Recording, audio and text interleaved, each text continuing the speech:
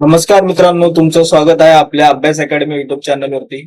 आज आपण RRB ALP ची जी नवीन नोटिफिकेशन निघाली आहे त्याबद्दल बघणार आहोत. तर आरआरबी एएलपी म्हणजे काय, आरआरबी एएलपी ची एक्झाम कशी होते, त्याचं पेपर पॅटर्न कसं आहे, त्याचा अभ्यासक्रम काय, हे सगळं आपण या व्हिडिओमध्ये बघणार आहोत. तर व्हिडिओ शेवटपर्यंत नक्की बघा मित्रांनो. तर मित्रांनो, या पदासाठी आवश्यक असणारी वयोमर्यादा इथं दिली आहे मित्रांनो. मिनिमम 18 वर्ष ते मॅक्झिमम 30 वर्ष. यामध्ये एज रिलॅक्सेशन सुद्धा आहे. एससी एसटी साठी 5 वर्ष, ओबीसी साठी 3 वर्ष, पीडब्ल्यूडी साठी 10 वर्ष. यामध्ये जे सर्वात महत्वाचं जे टेस्ट असतं ते आपलं असतं मेडिकल फिटनेस टेस्ट.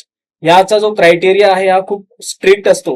यामध्ये तुमचं विजन क्लॅरिटी बघितली जाते. तुम्हाला कोणताही कलर ब्लाइंडनेस नसावं, तर तुम्ही या पदासाठी पात्र असू शकता. टेक्निशियन साठी तरी थोडं रिलॅक्स असतं, बट एएलपी साठी म्हणजे असिस्टंट लोको पायलट साठी तुमचं विजन हे क्लिअर असलंच पाहिजे.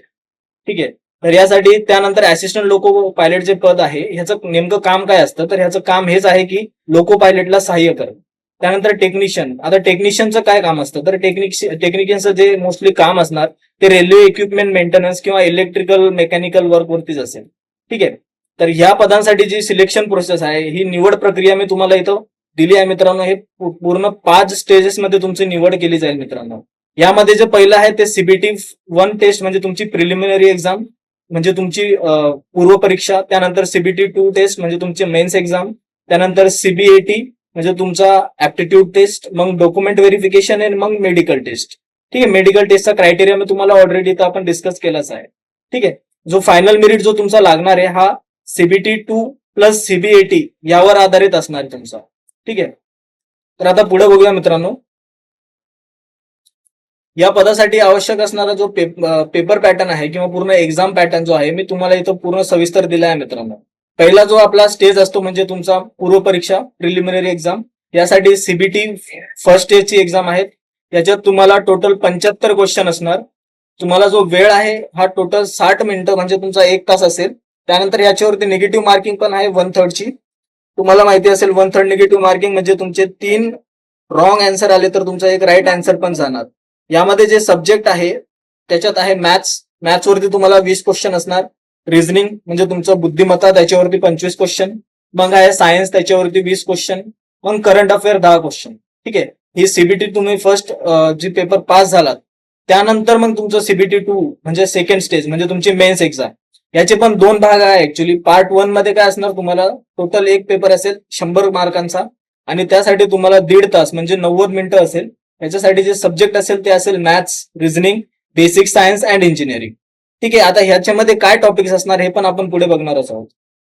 आता पार्ट 2 जसं मी सांगितलं मेन्स हे 2 पार्ट मध्ये होतं. पहिला पार्ट बघितला आपण, हा दुसरा पार्ट.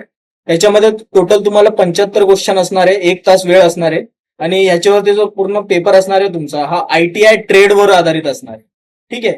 तर याच्यामध्ये पार्ट बी हा आपला फक्त क्वालिफाय व्हायचा आहे, म्हणजे आपल्याला जे 75 क्वेश्चन आहे त्याच्या 75 क्वेश्चन पैकी आपल्याला 35% म्हणजे पाहिजे यासाठी. ठीक आहे. आता ते 35% किती असणार हे सगळं आपण तुम्हाला पुढे डिस्कस करणारच आहोत. त्यानंतर आहेत सीबीएटी ऍप्टिट्यूड टेस्ट. आता सीबीएटी ऍप्टिट्यूड टेस्ट म्हणजे काय हे पण आपण बघूया. हे फक्त एएलपी पदासाठी आहे, म्हणजे टेक्निशियन साठी तुम्हाला हे सीबीएटी टेस्ट नसणार. याच्यामध्ये काय असणार, मेमरी टेस्ट असेल तुमचं, डायरेक्शन टेस्ट असेल, डेप्थ पर्स्पेक्शन असेल, त्यानंतर रिॲक्शन टेस्ट असेल. यासाठी काही निगेटिव्ह मार्किंग तर नसणारच तुम्हाला, पण फायनल मेरिट मध्ये हे तुम्हाला इन्क्लूड केलं जातं, एवढं लक्षात ठेवा मित्रांनो. सीबीटी 2 पार्ट 1 70%, त्यानंतर सीबीएटी हा 30%, असं तुमचं फायनल मेरिटचा वेटेज आहे मित्रांनो. म्हणजे सीबीटी जे आपली मेन्स आहे सीबीटी 2 हे आणि सीबीएटी हे मिळून आपलं फायनल मेरिट लागतं मित्रांनो. त्यानंतर अजून आपण डिटेलमध्ये पूर्ण सिलेबस बघूया. तर बघा, मॅथमॅटिक्स मध्ये काय असणार आहे तुम्हाला, तर यामध्ये number system, percentage, ratio and proportion, profit loss हे सगळे टॉपिक्स तुम्हाला मॅथमॅटिक्स साठी असणार. मग रिझनिंग म्हणजे तुमचं बुद्धिमत्ता, यासाठी coding, decoding, blood relation, direction test, puzzle हे सगळं सिलेबस तुम्हाला बुद्धिमत्तेमध्ये असणार. आता ह्याच्यासाठी जे आवश्यक असणारे नोट्स आहे किंवा जे मॉक टेस्ट आहे हे सगळं तुम्हाला आपला जो अभ्यास अकॅडमीचा ऍप आहे याच्यावरती भेटेल मित्रांनो. तर तो ऍप आपला नक्की डाउनलोड करा. त्याची लिंक मी डिस्क्रिप्शन मध्ये टाकेलच. ठीक आहे.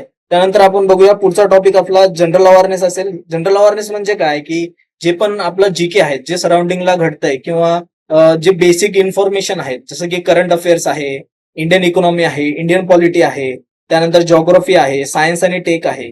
ह्याच्यामध्ये पण तुम्हाला एकदम डिटेलमध्ये जाण्याची गरज नाही मित्रांनो, ओव्हरव्ह्यू तुम्हाला माहिती पाहिजे.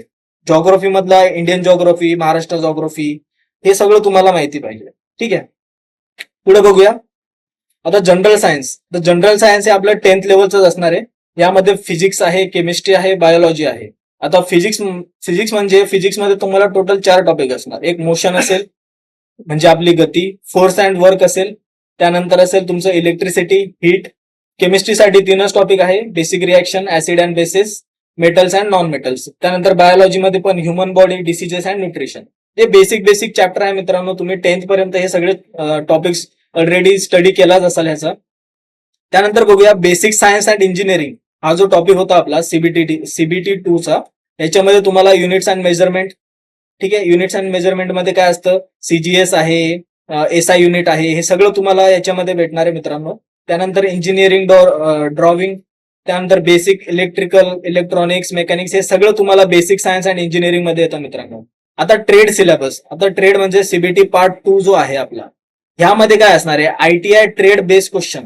ठीक आहे, आता ह्याच्यामध्ये काय असतं, इलेक्ट्रिशियन आहे, फिटर आहे, मेकॅनिक आहे, वायरमॅन आहे, इलेक्ट्रॉनिक्स आहे, हे सगळं तुमचं सीबीटी 2 पार्ट बी मध्ये असणार आहे मित्रांनो. त्यानंतर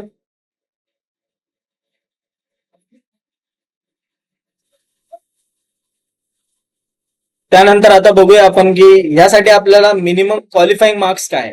तर जनरल साठी आपल्याला 40% आहे, ओबीसी एससी साठी 30% आहे आणि एसटी साठी 25% आहे. जे ओव्हरऑल आपलं फायनल मेरिट लागतं त्यासाठी हे क्वालिफाईंग मार्क्स आहे.